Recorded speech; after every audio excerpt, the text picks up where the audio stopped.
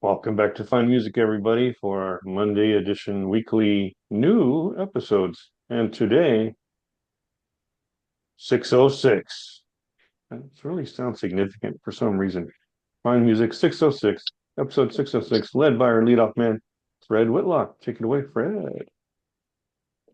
On June 4th, the album About Ghosts by Mary Halvorson. She's an avant-garde jazz guitar player, and it's a great album. In 2017, Downbeat magazine called her one of the most promising guitarists around. It's got sonic sounds on it.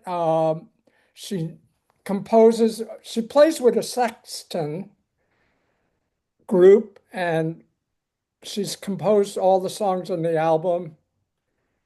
And great sonic sounds, like I said, with saxophone, vibes, guitars. Um, she never tries to take away from the sound of her group. She blends right in. She has a way of just coming up with great notes that just round out the songs very well, the tunes. It's rousing, and it starts out with an al a song full of neon, and one reviewer called her a stroke of brilliance. Her her vision is just incredible. I really like her playing, the way it just slides in there amongst the horns, and her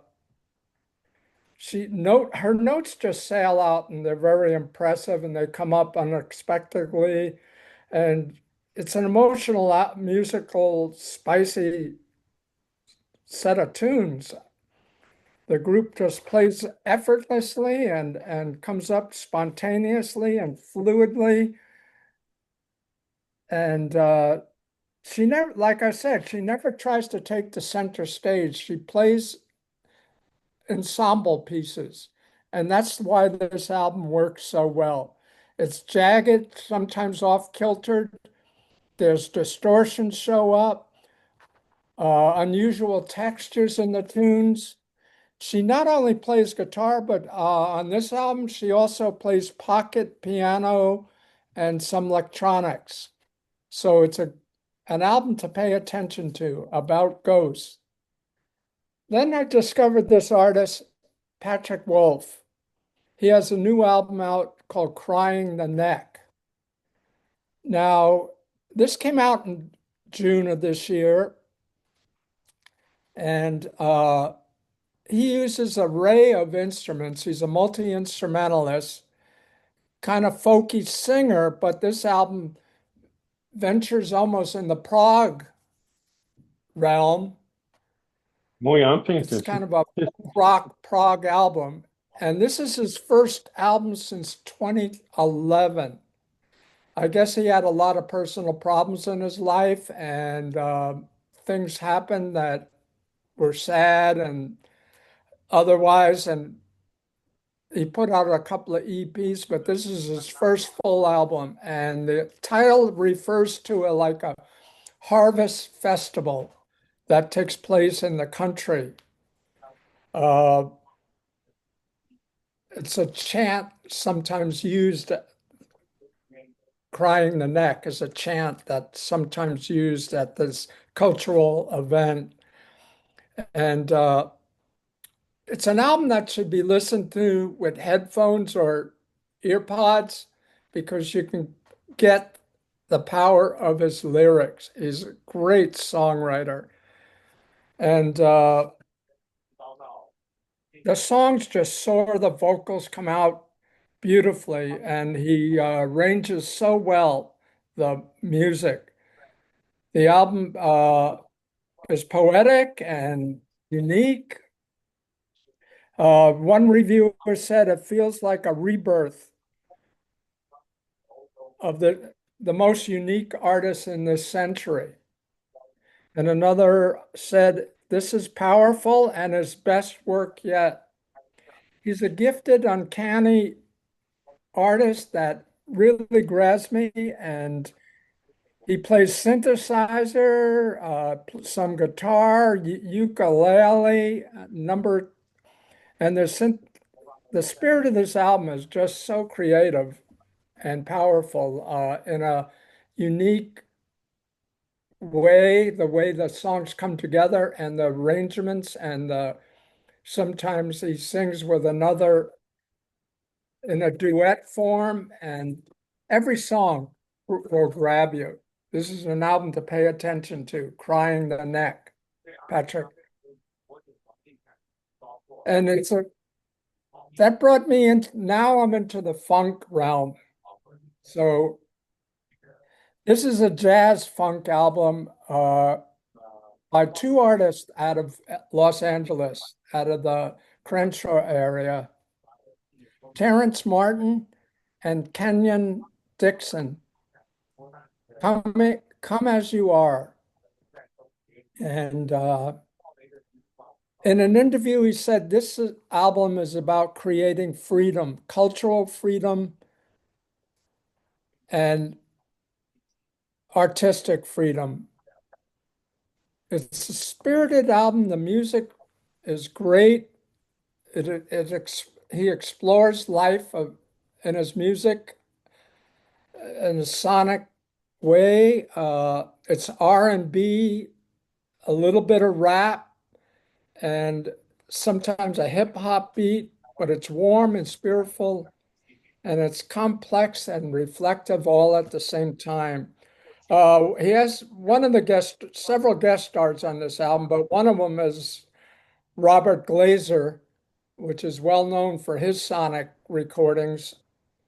The horns, electronic beats are just great, and the vocals just will grab you. And it's straight ahead R&B with a jazz feel to it, and it definitely has great music and songs to listen to. Then in the prog realm, there's this group, the Natural Yogurt Company, and they surprisingly came out with their second album of the year, Protocol. And like all their others, it's spontaneous and mysterious and full of musical surprises. It's amazing what these two guys can do together out of the country side of England. And psychedelic jazz fusion. It's the multi-instrumentalist of Mike Newbolt, who plays 5 different instruments on this album.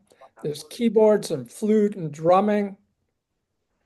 There's some great tunes on here. It starts out with The Other Side, and there's Barbed Wire, and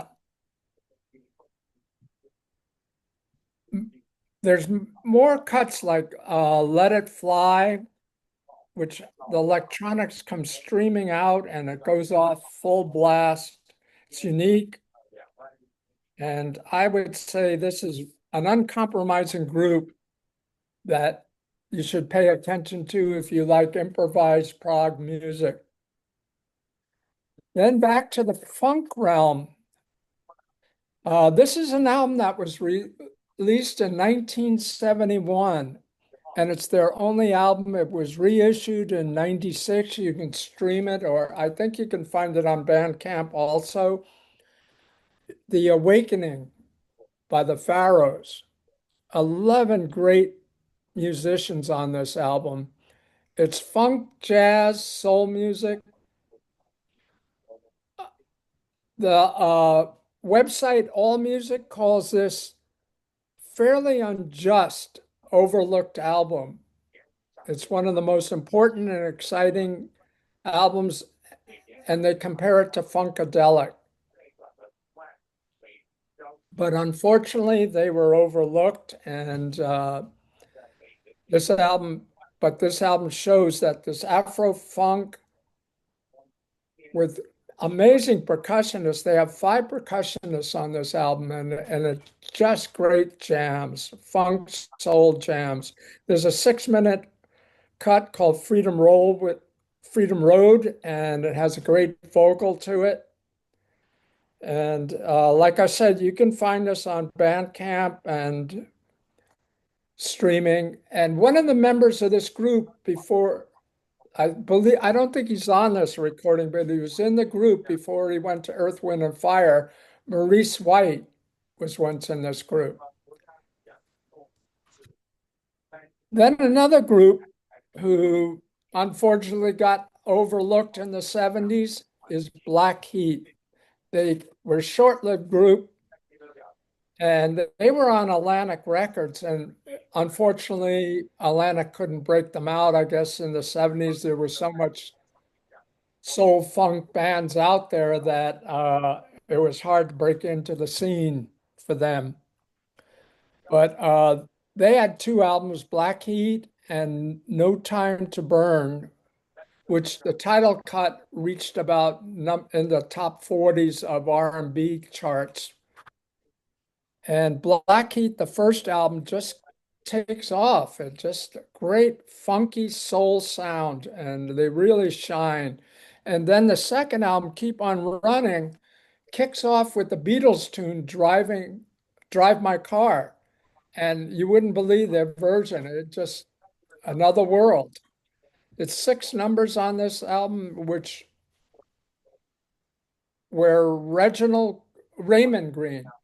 Raymond Green is the lead vocalist, and he also, Dave Fathead Newman is featured on saxophone on these albums.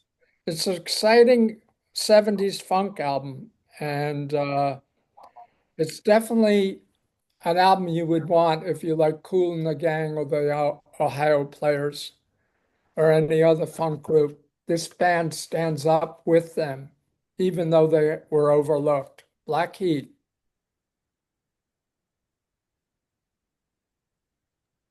Good question. All these are good, especially the nacho yogurt. What year did Black Natural Sheep yogurt. albums come Oh, out? natural yogurt. Natural yogurt. Okay. Black Heat, what years did those albums come out? In the 70s, or early 70s. Early? Okay. Gonna hunt those down. All right, thank you, Fred. Quite a menu today.